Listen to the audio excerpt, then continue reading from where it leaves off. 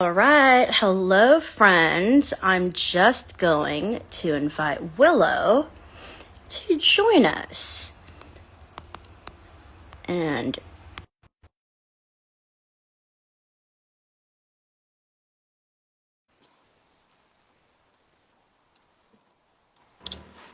all right. Oh my gosh, did it work the Hello. first time? Hello, Willow. How are you? Yeah, good, thank you. How are you? I'm well. So, if people aren't tuning in because of the World Cup, at least we'll repost this on our Substack later, and of course on our Instagram account. So, hello, I'm Franiella Rock. I am the founder of Bitches and Stitches. And I can talk to anyone. I love to yap with other bitches who are impressive and just doing cool and amazing things in comedy. And today, I have the fabulous Willow Marler, who I am kind of obsessed with, yet have never met, but have already booked to perform with us 3 times. Willow, let's pretend, as we tend to in comedy, like you're your own MC. How would you introduce yourself to people tuning in? Well, I sort of do that anyway because whenever I do my sets, I always like to start by introducing myself as J.K. Rowling's sleep paralysis demon. Because I think I'm basically the sort of person that would come up if you typed non-binary into Chat GPT. Mm, Like I've got the blue hair. I sort of don't really pass that well or anything like that, and so I feel like I'd be her worst nightmare. So if she saw me in the middle of the night, I think that would, be the worst thing possible, which is amazing. There is actually, sidebar, in Philippine folklore, there is a sleep paralysis demon, and she's only like in female form. But she's sick. And what she does is she sits on the chest of only men and suffocates them to death. So it's just like, I could do that like for money now. But anyway, Yeah, sidebar. that sounds like me. Apart from, that's, I feel like I'm sort of, is that me culturally appropriating if I sort of suggest that that's me, or I can have my own version of that. I Um, mean, sleep paralysis is quite universal. It's yeah, the way we I guess think of who embodies them might vary, but anyway, if I had a thick woman sit on my face, I would not be doing this right now. Anyway, so okay. You do say you are J.K. Rowling sleep paralysis demon. It's honestly incredible. Can you tell us kind of like how that line came about? Because it's pretty fucking memorable. so I do, as part of my, so I live in Worcester, and as part of trying to promote the local Green Party here, I've been doing a couple of comedy gigs for them, hosted by a guy called Dave Flynn. And when I did my first gig for them, I came up with the line, I'm transgender, non-binary, disabled. I'm basically the Reform Party's worst nightmare. And then followed up with all the Green Party's wet dream, one of them, And then so I had this sort of I'm the Reform Party's worst nightmare, and then I think from that it became J.K. Rowling's worst nightmare, and then I thought sleep paralysis demon is just so much more like visceral, and it's an actual sort of person, an entity. And so I And thought the idea of me sort of standing at the foot of her bed, mm, she wakes up in a cold sweat, and I just go, I use the women's toilets, is just like ah! the scariest thing possible. And I think the way that, that description has evolved, it becomes easier and easier to visualize as I think you get more specific. Yeah. And honestly, again, like I will never forget that. Um, but that said, speaking, I guess, of like evolving, did it, like I think you have a very distinct onstage persona. Like your material is again quite memorable. You've been slaying and like winning a bunch of fucking contests. Um, do you did it was it easy to you to come to your comedic voice? Did you go into stand up knowing what you were going to say, what you wanted to say? Well, I knew that the my trans identity was always going to be the main focus of my stand-up, because although it's nice to see that there's lots more trans comedians nowadays, and there seems to be more and more coming onto the circuit. It is still quite a niche subject to be able to speak about, because especially when it's spoken about, it's often spoken by people who don't have the experience and are just, punching down to trans people and using them as a Mhm. punchline. And so, but there's so many things about being trans that are genuinely funny, and also the fact that trans identity and gender identity and language sort of go hand in hand, because you've got pronouns and new names and then dead names and Mm. all these different sort of labels for different types of gender identity. And so it feels like the perfect sort of thing that comedy would be good for, but especially with like wordplay and stuff. And so yeah, it was just a case of, I suppose, diving into that at first, that then started off with creating my first sort of sets of jokes and things, and then just went from there. And how long have you been doing stand up? Can you remind me? So I had a brief stint a few years ago, Mm. but that was before I came out as trans and all that sort of stuff. So let's just pretend that that's That wasn't William. That's Willow. who's that girl. And so I started in October last year. And so Willow started doing stand-up comedy in October last year. And actually, funnily enough, my gig that I did on Sunday was my 50th gig since last October. So I've reached that milestone, which is really lovely. She is booked and busy. I love this. I love this. And you are so hardworking. And also, you're in London a lot for someone who doesn't live here. Wow. Yes. Yeah, I'm absolutely gutted that Premier Inn don't do any kind of loyalty scheme. I literally Googled that this morning in bed. I was like, is there any way that I can get discounts? Because I'm spending so much money with them. I feel You like could I be a deserve. creator for them.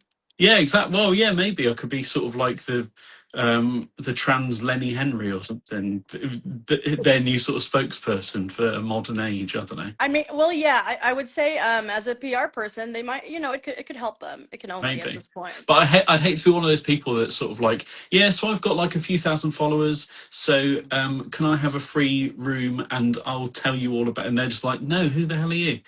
People that you see on TikTok or whatever that have the audacity to sort of, you know, say, can I want a free meal because I'll post about it on my Instagram, but that's got like two people that look at it. But I would venture a guess and say they're far less interesting than you are, nor, I guess, memorable.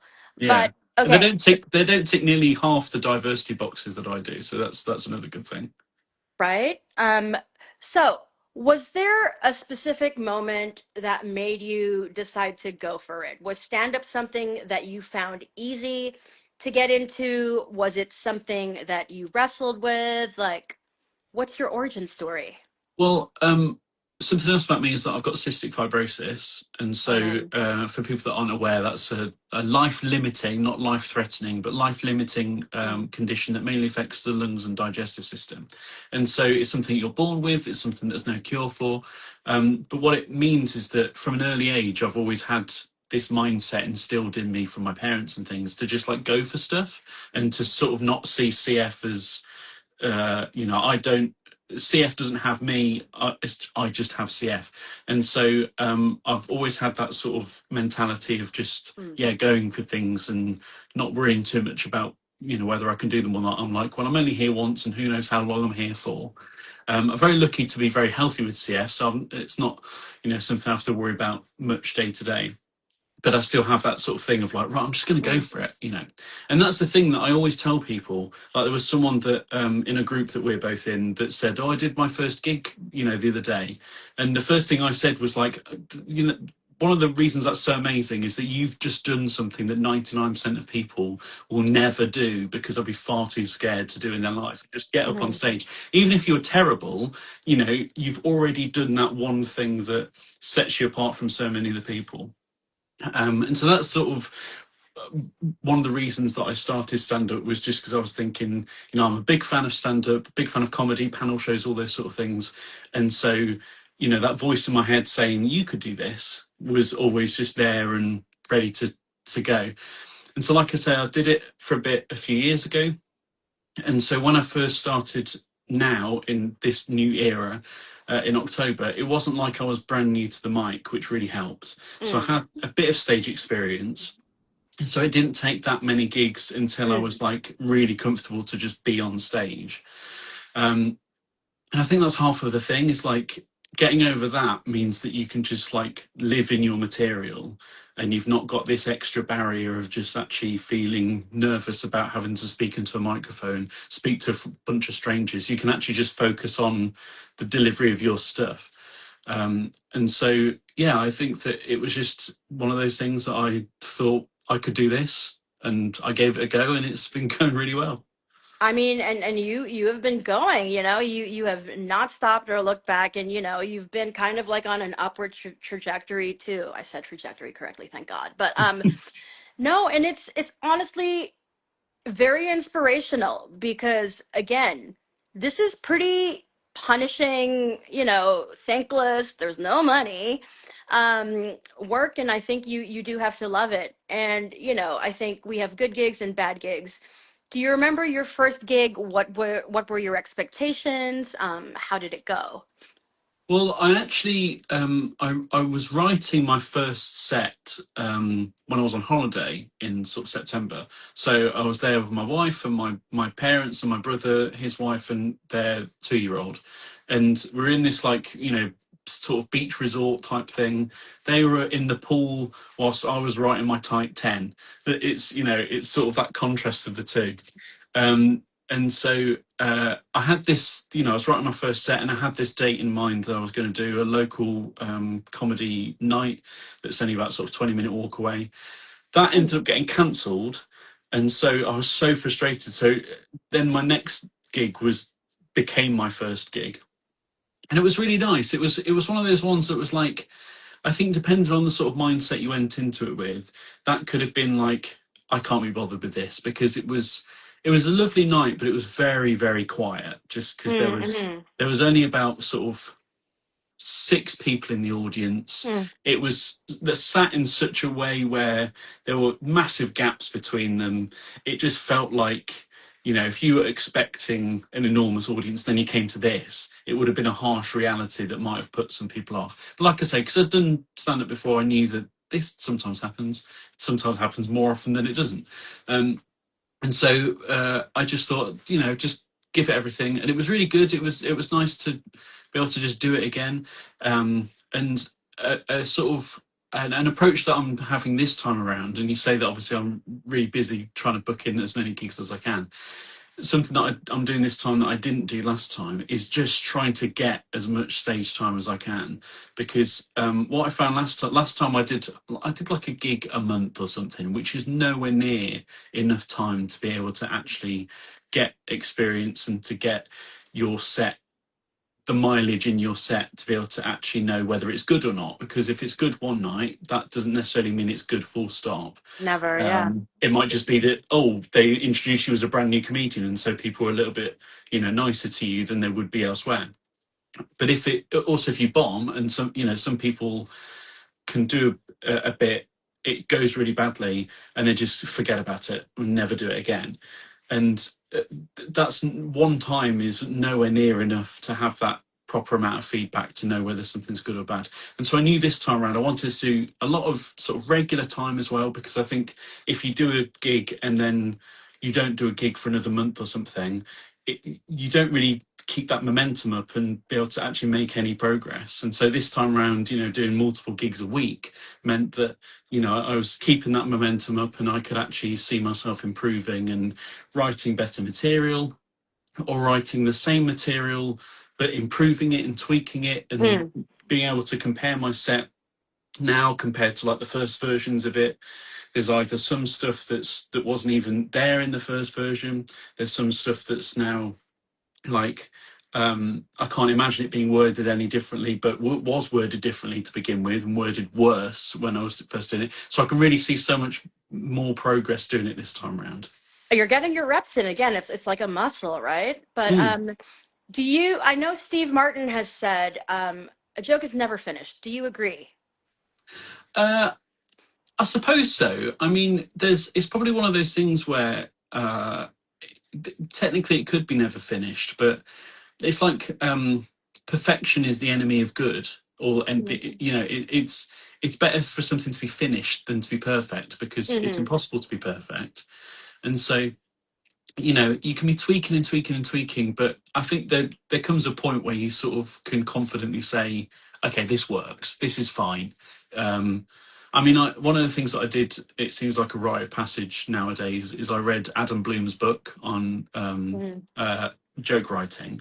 And so there's so many different bits and pieces that I now have in my head of just like the rhythm of a joke, or that could be better if I tweaked this. And so there's obviously things that can always be improved, but I don't know that it's never finished. I think there's probably just a point where it's like, this is finished enough, you Got know. it. Yeah, progress over perfection, to be honest. Because again, I feel like if you're aiming to be perfect, then also you might never, I guess, send your work out into the world for actual feedback. And I mean, Mm, that's who it's for, right? The mm, audience. yeah. Um, so what's your writing process like? Do you have like a typical way that you like to sit down and write, or does it just depend on, what's happening in your day or your week? Well, what often happens is that I am very much like my notes app. This is something that I always found interesting. You know, when I go to gigs and people have their notebooks and they're writing in their notebooks, and there's so many people that still use notebooks, and that just doesn't quite work for me because having it on my phone means that because I get joke ideas all the time, and so if I'm walking somewhere or if I'm waiting for a train or whatever it might be, like I want to be able to, you know, get my phone out and write it immediately. So I've got so Mm, many little tiny notes that aren't really anything and don't make sense to anyone apart from me. Um, but they're just little prompts that sometimes I can go back to and turn into proper routines. And one thing that I did when I came back to doing comedy is because even between stopping comedy the first time around and starting it again now, I still had ideas as if I was still doing stand up, and so I still wrote them down because I thought, you know, if I don't know, I just wanted to be able to log, you know, my thoughts or whatever. And so I had so many comedy ideas that were just all over the place, and so I properly like put them into folders in my notes app on my phone, and so I've organised them a lot better. I've got full sets. I always write out my sets like a script love. because again, trying to get the wording perfect. Um, but yeah, generally speaking, I just come up with these random ideas that could just be one sentence or even a couple of words or something. And then when it comes to, oh, you know what, I fancy writing a new 10 or something, because Mm, what often happens is I'll go back, for example, G&B is a comedy club that I tend to go to in London. And I try my best to, if I'm headlining again, I'll try my best to do like a brand new set, just because people might have seen me before and things like that. I And mean, it G&B has also, a very loyal following, and I yeah, mean, it's exactly. So massive. Yeah. there'll be people in that audience that probably have seen me headline before, and so I thought, you know, it's a great sort of opportunity to actually force yourself to sit down and just write a brand new set instead of sort of getting too stuck in one that you're very familiar with. And so at that point, I'll be able to go, okay, what do I want to write it about? More often than not, it's obviously focusing on my sort of my trans Mm, identity, but then it could also be about my cystic fibrosis or something completely different.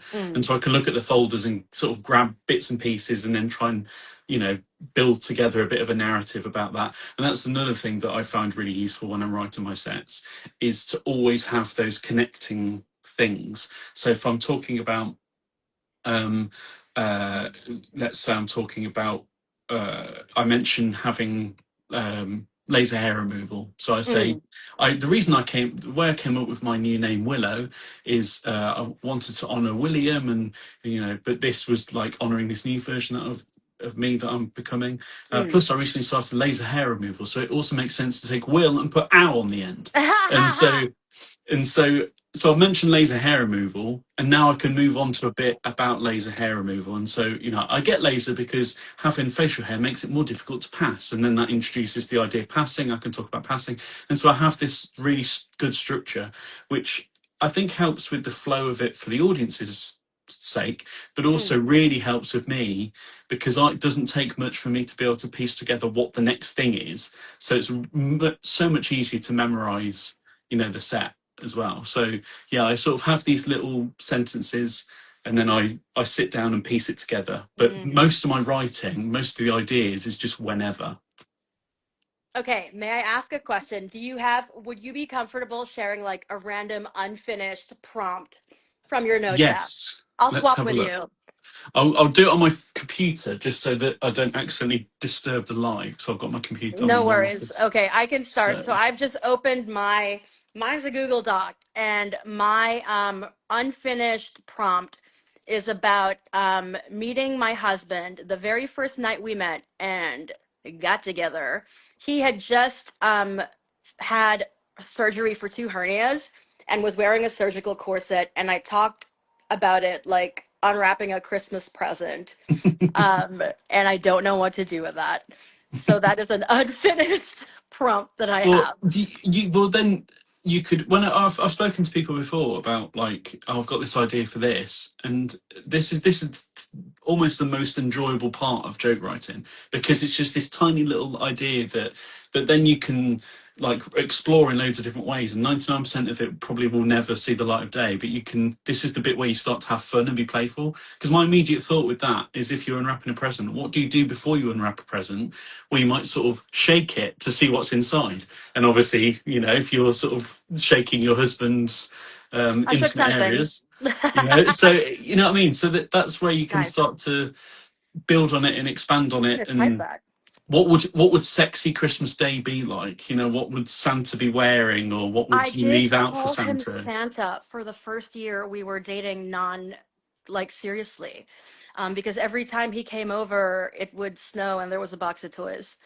Um, no, okay, this is about you. What's your Oh, unfinished prompt that you want to share? I've got so many. So let me see. Um, Here's one that I came up with. So I was walking home and I saw someone that I recognised from my local supermarket, one of the people that worked there, and I sort of wrote this little thing that said, "It's weird seeing someone from a supermarket that you use just out in the wild. Like they can be like a goth baddie in platform shoes and a full face of makeup, and all I can think is, you want to help me find quinoa?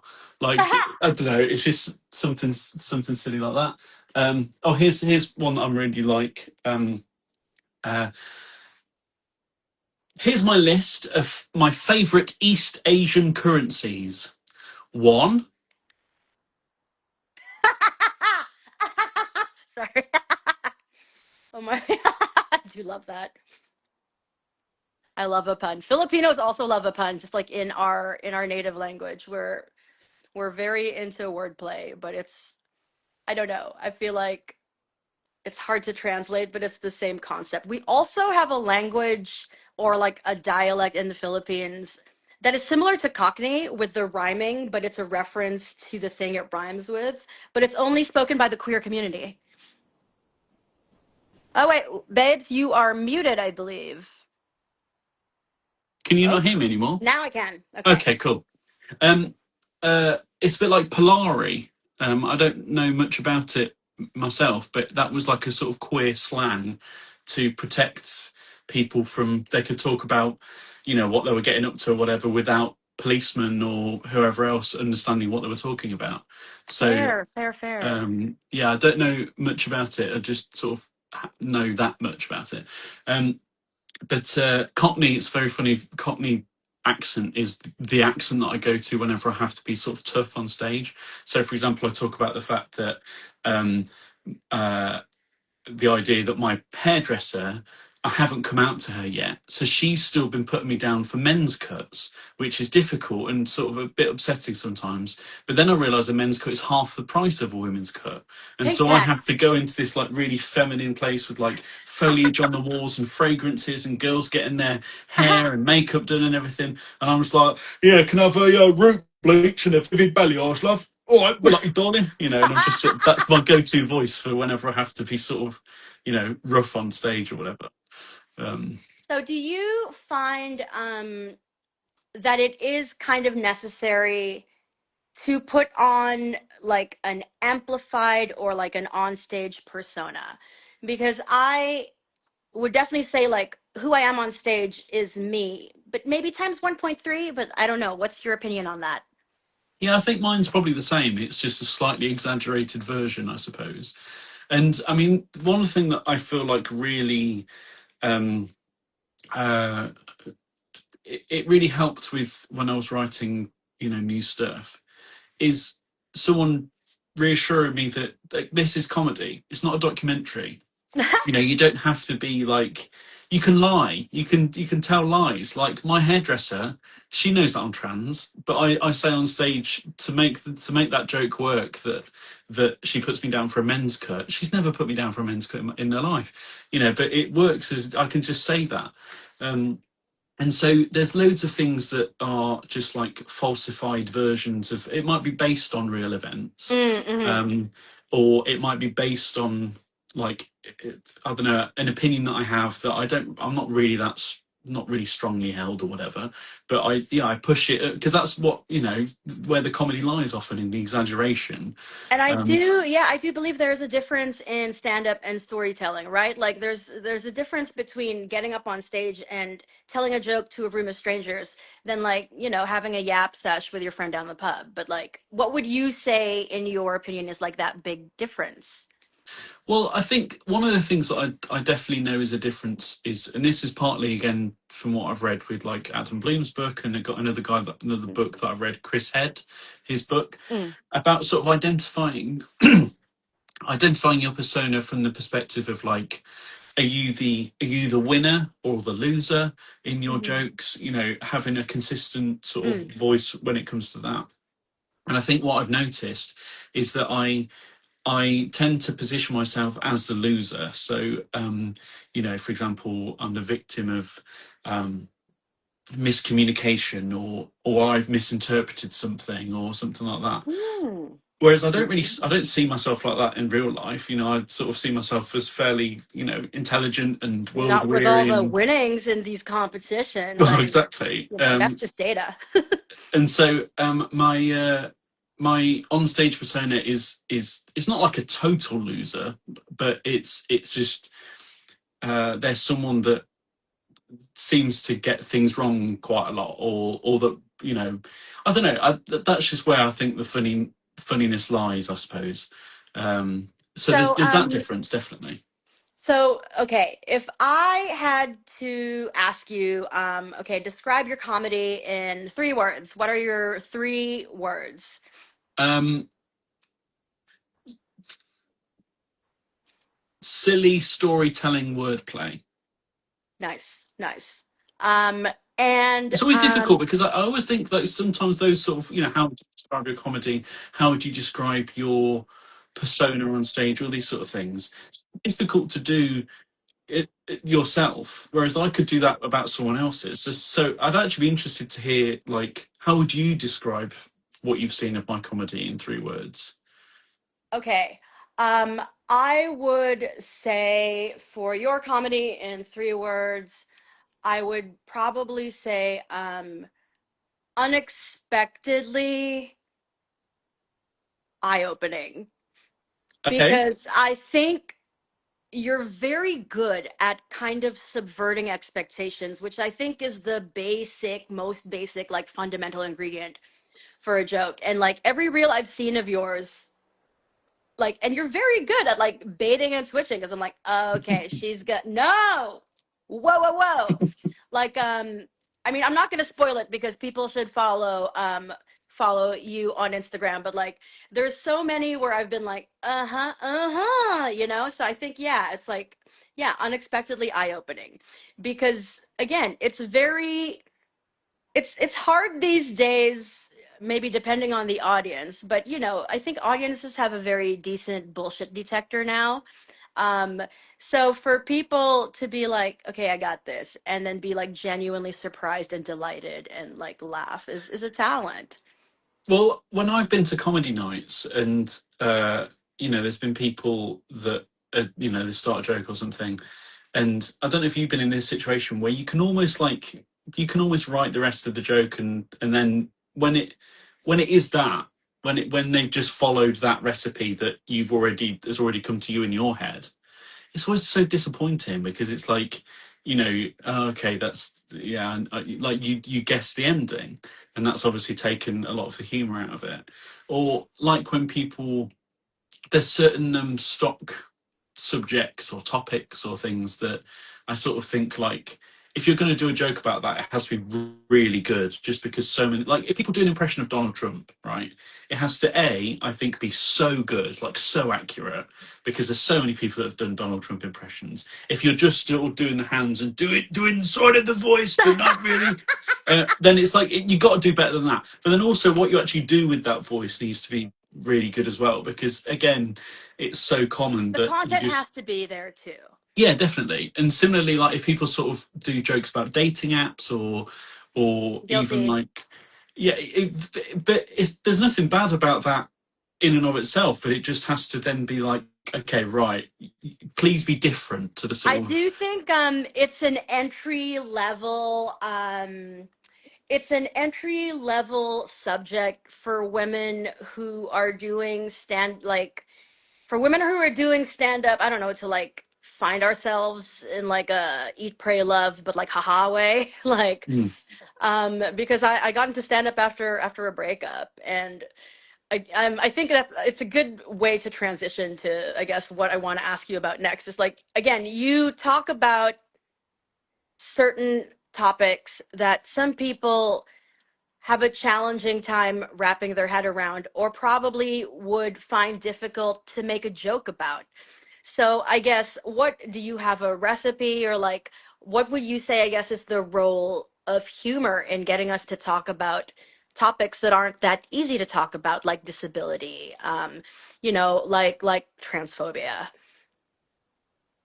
Well, I think that it's always important to recognize like the sort of topics that um like I feel comfortable talking about, and I feel like I have a place to be able to talk about.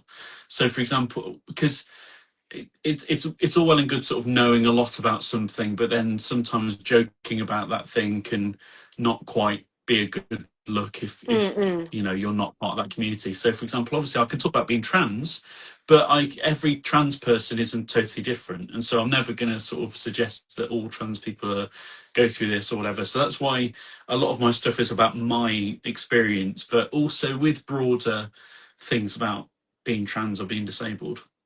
And so like I feel comfortable knowing that of course I'm going to be able to talk about trans people because I'm a trans person. Of course I'm going to be able to talk about some aspects of disability because I experience some aspects of disability but not necessarily others.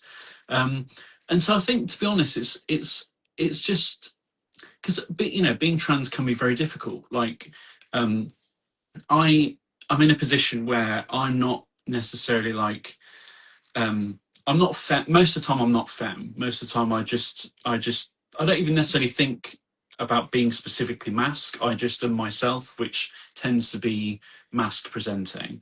And one of the most difficult aspects of my identity is the fact that I don't feel comfortable being outside dressed femme.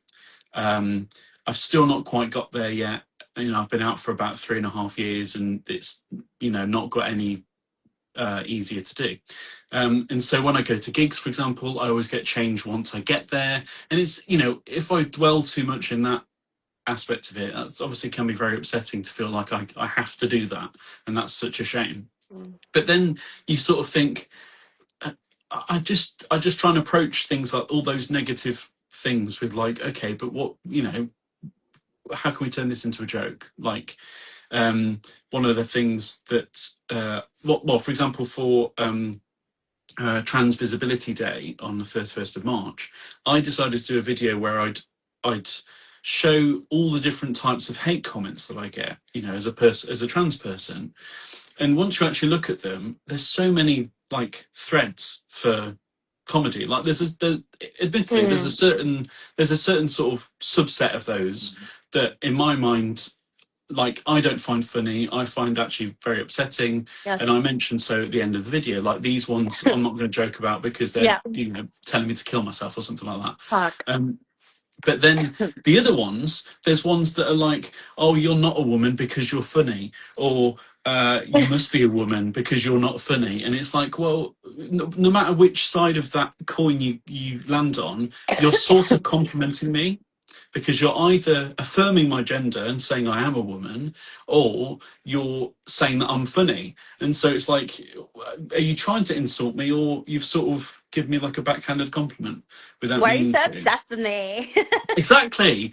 You know, just, and also the amount of times that there's ones that I'm like, oh, chin up fella, and that's not nice to hear the sort of read the first time round, but then I see that exact same sort of phrase over and over and over again, and it's just like, oh, okay, they can't write for shit because they're using the same thing that all these other people have said, and so that's sort of quite funny as well. Sort of thinking that, you know, they've not got an original thought in their brain, and so I think it's all just about sort of perspective, I suppose. There's also that idea of like tragedy plus time equals comedy, so that, you know, you can look back and make fun of things that would have been maybe quite traumatic at the time.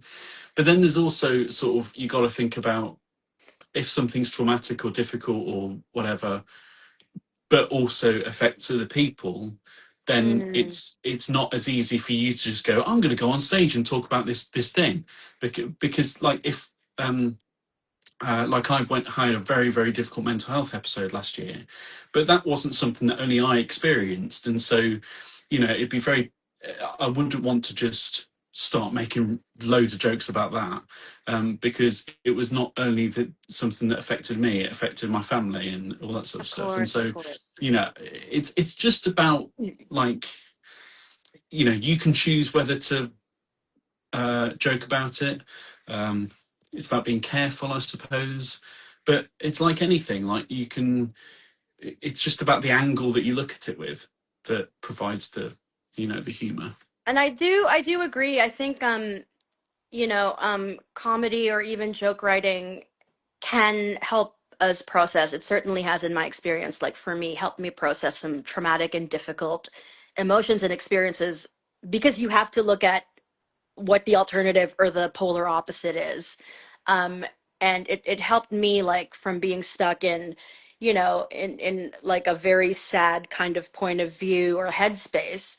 But I do agree with you that, you have to be discerning with what you share.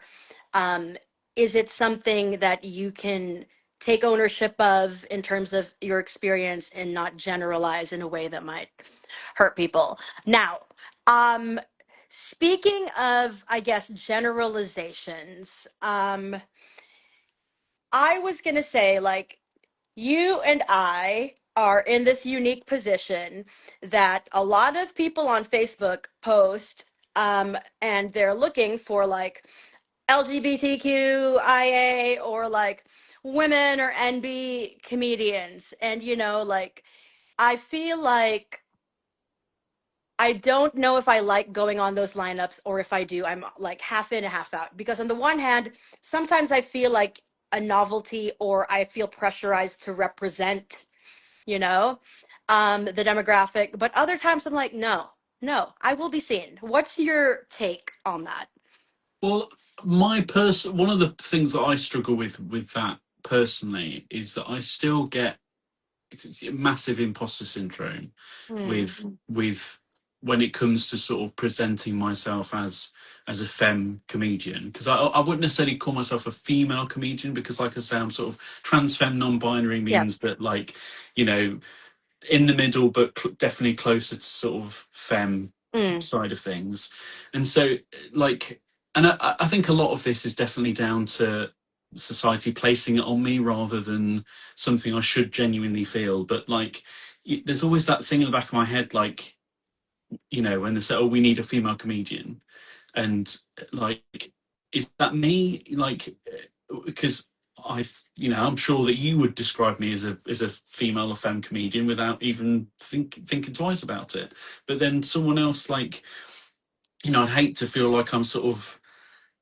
I think it's just this idea, that this vision of, like, you know, you're this horrible inner voice. It's like you're just a man pretending to get these you know, to get these slots or these roles or whatever.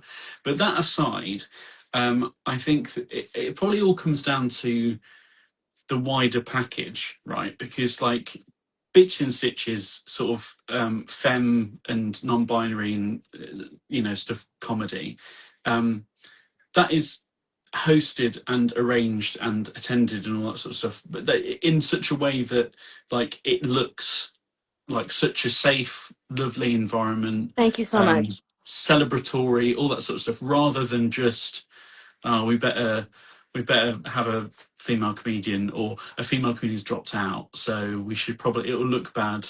One of my jokes, for example, that I do whenever the time arises is when I first got told about this gig. Whoever booked me to stop the lineup from being a total sausage fest, and I'm sorry, but I've got bad news for you. Um,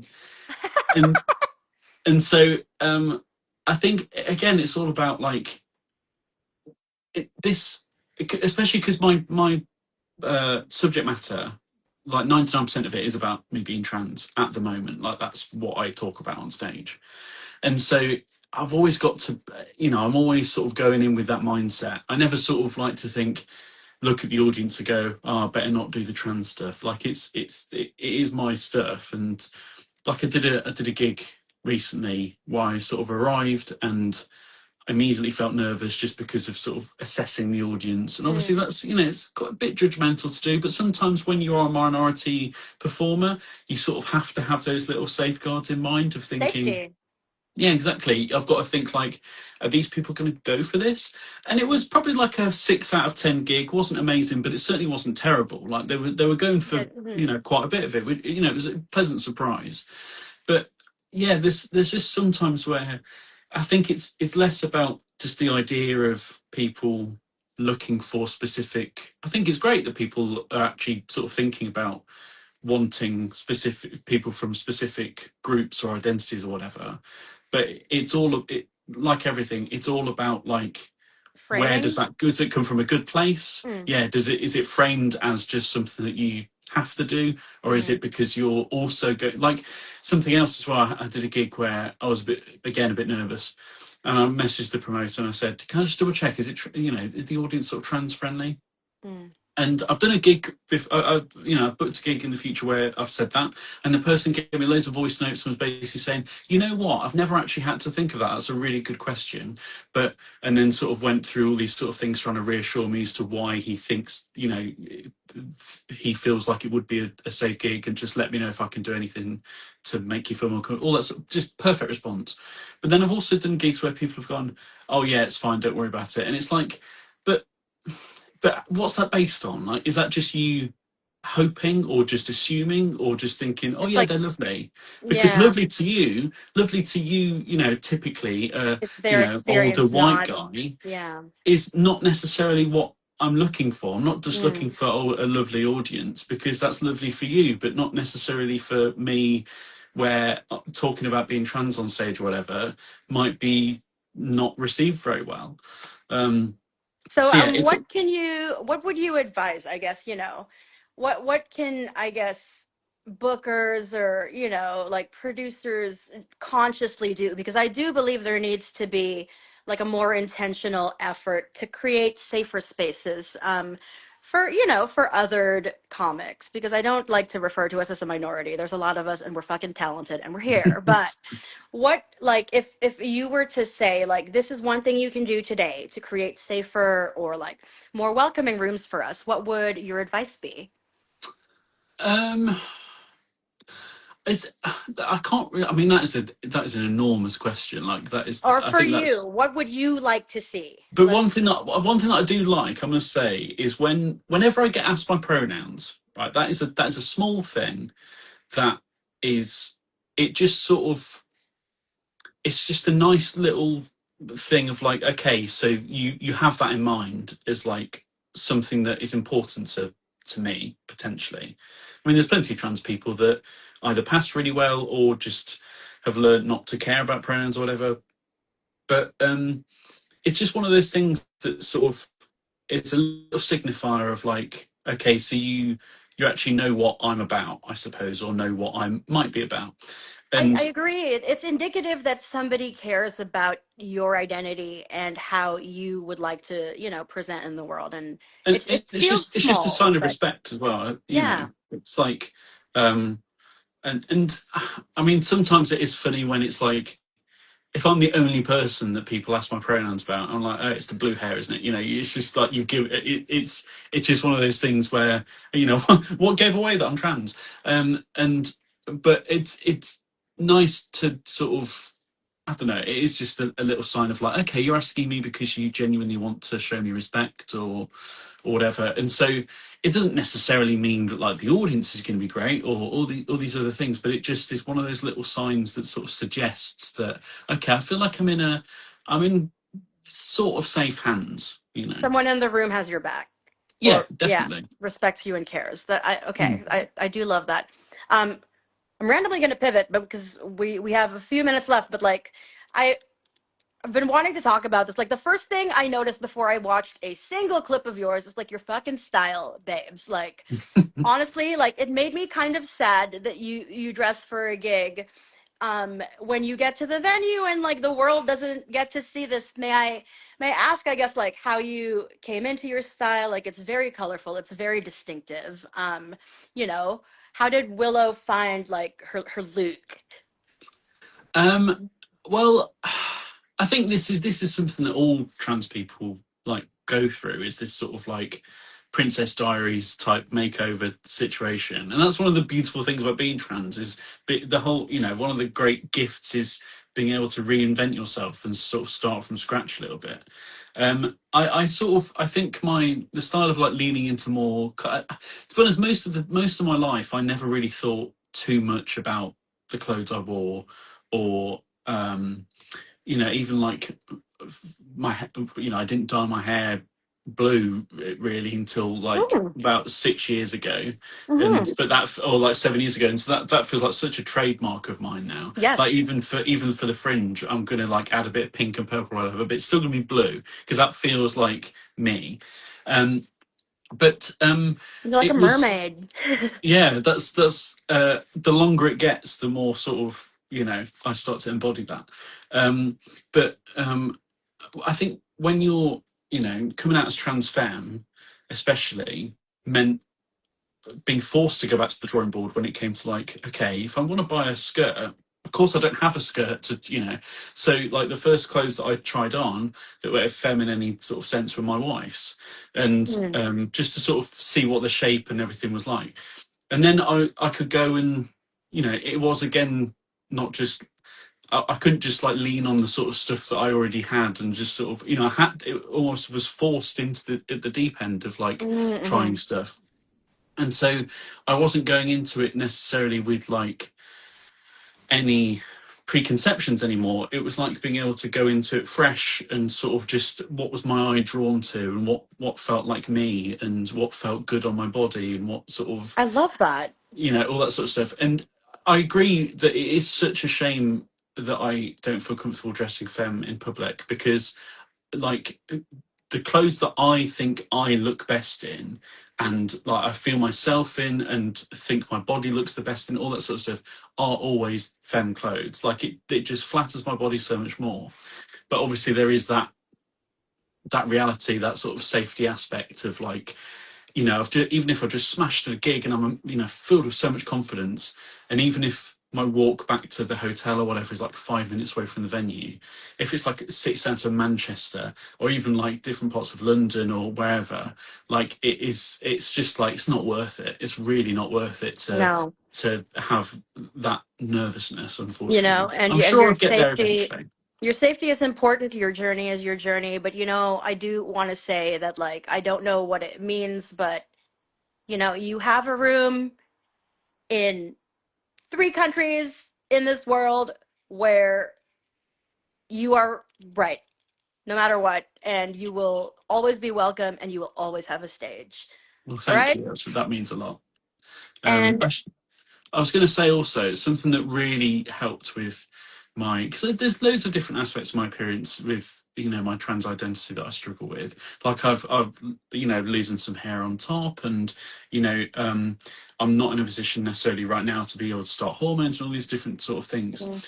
But I had, in April, I had a photo shoot, which was like I thought of it like, I want photos for comedy, I want photos for my work, for like professional headshots and stuff, but I also want just to be able to slay, essentially. Like I want photos that I feel like I look good in. Um, and so I had this photo shoot with my friend Celie, who is a photographer that I went to university with. She actually photographed my wife and I's wedding as well. So Lovely. there's, you know, we've really got a lot of sort of background together. And I had a full day photo shoot in Birmingham with Katie, who was a hair and makeup artist, but she was sort of, I specifically asked Celie to find someone that was a bit more alt, a bit more sort of our age as well, and also trans friendly. And we had a lovely like Zoom call where Katie was sort of saying how, you know, when she does weddings and stuff, she always says newlywed, she never says bride and groom, she never genders it like that. All these little, again, these little signifiers are like, okay, I feel like I'm in a safe space here. And then we had help on the day, and you know, it was just wonderful, such a lovely day. And then I got the photos back, and it was just it was so incredible to like. I sometimes just look at them every now and then just to be like, oh my god, that's me. They're amazing. And it's so wonderful to send them out to people as well, like to just be able to go, yeah, this is me. Use this headshot. I look amazing. And the girls on the day were just like hyping me up the whole time. It never felt like that thing of like having to pretend or having to sort of. It was just four girls just having an You didn't amazing feel photo like shoot you were together. posing. You felt No, like not at you were all. But being and like, there were times where, you know, I was a yeah, bit posy, portrayed. but that's sort of like my thing anyway. My wife will be the first person to say like, I'm such a like poser and such a sort of attention seeker and all this sort of thing, but in I in mean, like that that's lovely showbiz, way. darling. Exactly. But there were some times where I'd hit a pose and Celia would just go, "Stop it! That is gorgeous." You know, she'd just like really be hyping me up, and I just, if I could, that's one of those days where you just think, you know, those days where you, like my wedding or whatever, where you just want to relive them again. Like that was such a lovely day that I'd happily do again, like a sort of, like, you know, streaming service of your past days, whatever. That'd definitely be one that I'd do, you know, repeat of, Oh, because it gee, was let's such a do it. lovely Let's day. find a way to do it. Anyway, no, I was going to say, like, I think you're touching on something important. I think for comedians, headshots are so important, but for people who don't know where to start, and I feel like you went into this again, like, you know, you're a designer, like you have that visual mindset already. But for people who don't have that background or even know what to say, like, what advice would you give them to like organize a shoot that, you know, turns out with a result that feels like them?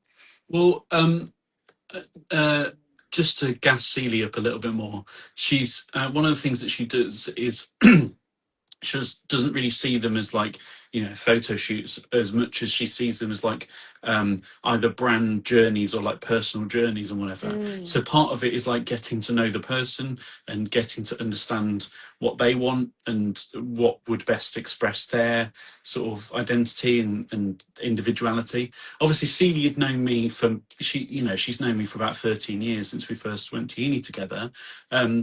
Like we did our first group project together, and so we've sort of known each other from very early on from university.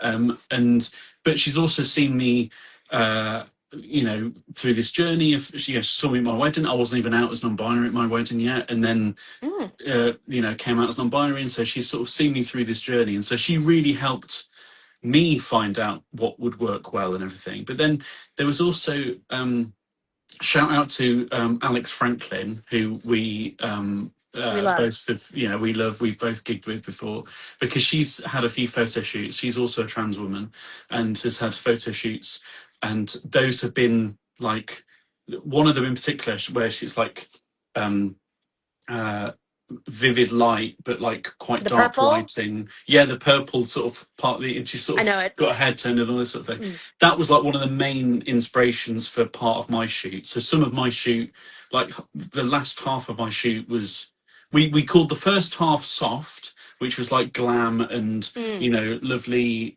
bright backdrops and all this sort of stuff. And then the second half was vivid, where it was much Mm. more like high contrast makeup, a bit edgier, and then the lighting also was much edgier, and that was where it started to really draw from like that specific photo that we're thinking of Alex's.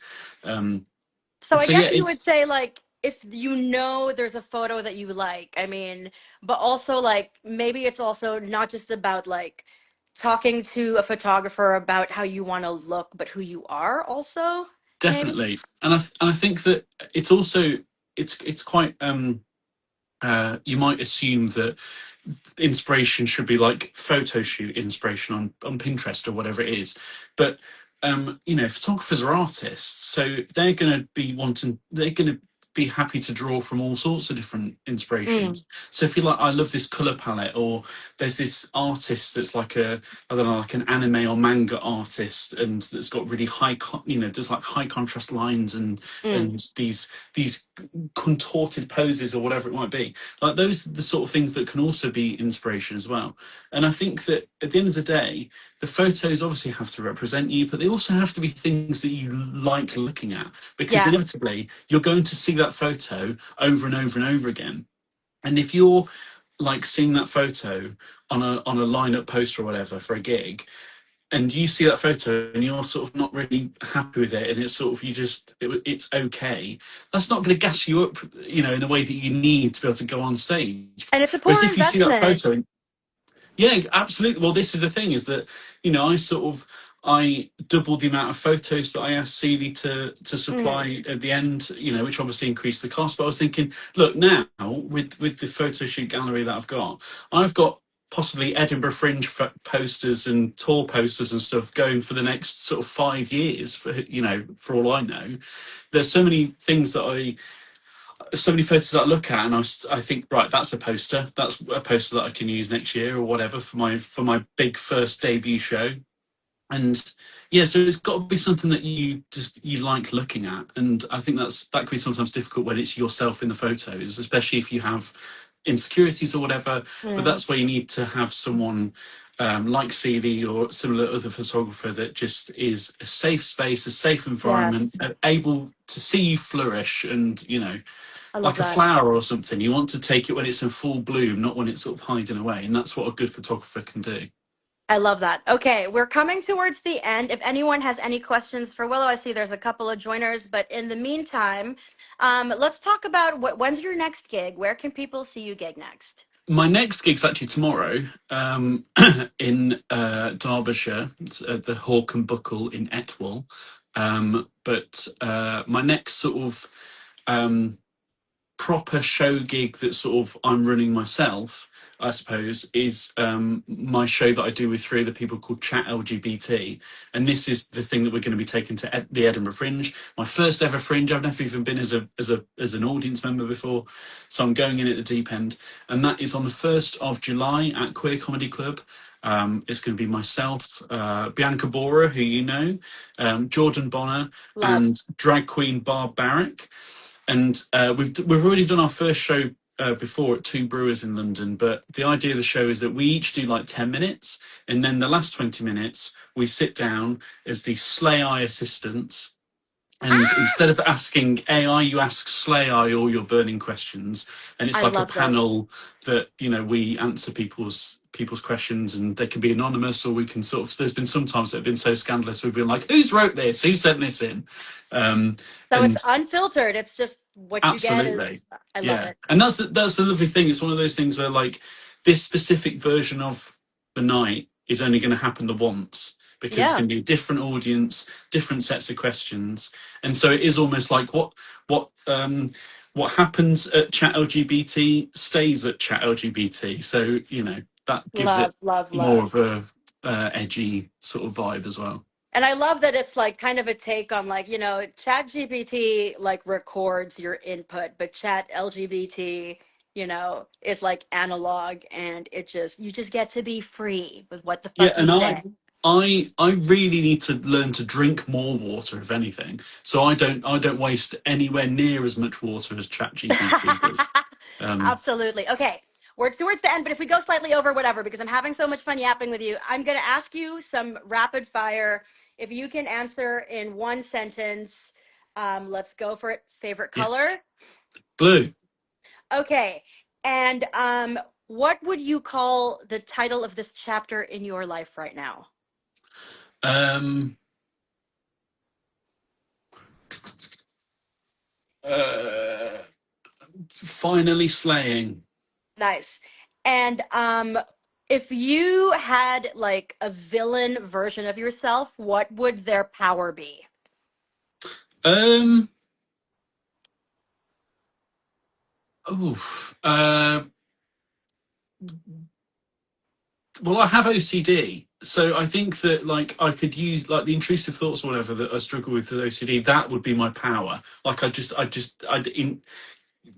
go Incept? into people's heads and sort of plant horrible, things that they have to think about, and you know, like it could be really mild things even that are just gross. Like one thing that I had that was like an intrusive thought that wasn't like bad really at all. It was just like, will you piss off?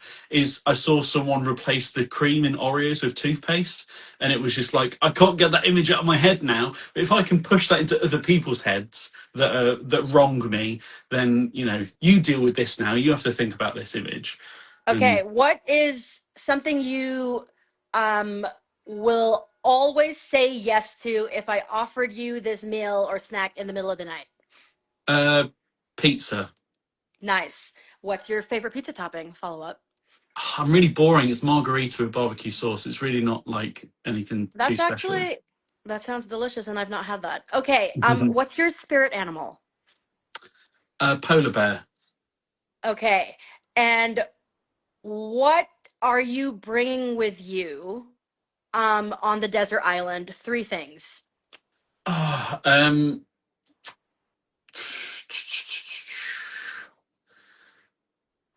uh, my what if if I just said like It doesn't have to be um realistic. It's like whatever you take with you, it's gonna work there. Or I'll tell you what, a mic and an audience. I could just do two things. Maybe even a projector if I wanted to sort of screen based stand up. Because if we're stuck on this island, let's have some fun with it. You know what I mean? love it, Um, love it. What's your superpower? Invisibility. Nice. And what song would you like them to play at your funeral? Well, I already know this, so Same. "Human Nature" by Michael Jackson because it's my favourite song of all Nice. time. Nice. Yeah, Mine is Heaven is a Place on Earth by Belinda Carlisle. cute. Yeah. Yeah. Okay. If you had to stop um yourself in time, or no, no, sorry, go back in time and give advice to 6-year-old Willow, what would you say to 6-year-old Willow? I think I just present myself and just be like, "This is who you're going to become," and that's okay. But I think not to get too deep, but I would just be like, you know, you're not you worry that you're not cool now, but there'll be in however many years time there'll be so many people thinking that you're one of the coolest people ever, and you'll have an incredible wife as well, and basically everything that is you struggle with now is gonna be fixed with time. Okay, tell me one secret to a happy marriage. um Having fun together, Okay. just liking each other. I know some people don't. Okay, one accessory that you would love to be buried with. um a shovel, just in case like I got reincarnated. I want to get out of there. Nice. Okay, and then my final two questions. The first one is, um, let's say people are thinking about stand up, but they're not sure if they can do a mic. What is one thing you would say to them as a piece of advice? One thing I always say to people that are also already doing it, and I sort of spoke about it earlier, if a joke doesn't work or doesn't get a laugh, that doesn't mean it's bad. It might just mean that you didn't say it clearly enough. or that you didn't Okay. give them all the information that they needed to be able to find it funny. So, just try it again. But if you're wanting to do it, just do it. And, you might only do one gig and never do it again. But just doing that one gig has already set you apart from the vast majority of people. Amazing. And then finally, if you had to stop doing stand up tomorrow forever, how would you want people to remember you? I think that one thing that I do, as well as on stage but also off stage, is I try my best to be a nice person, to just be like someone told me recently, a couple of people have actually said, that they see me as like a girl's girl. And just it felt so amazing just to feel like, I always try and help people whenever I can, and just be pleasant and nice, and just be a ray of sunshine in people's lives. And honestly, again, I've not met you in person, and we're like DM buddies, but you are a force of love and color, and it's honestly, I cannot fucking wait to share a stage with you.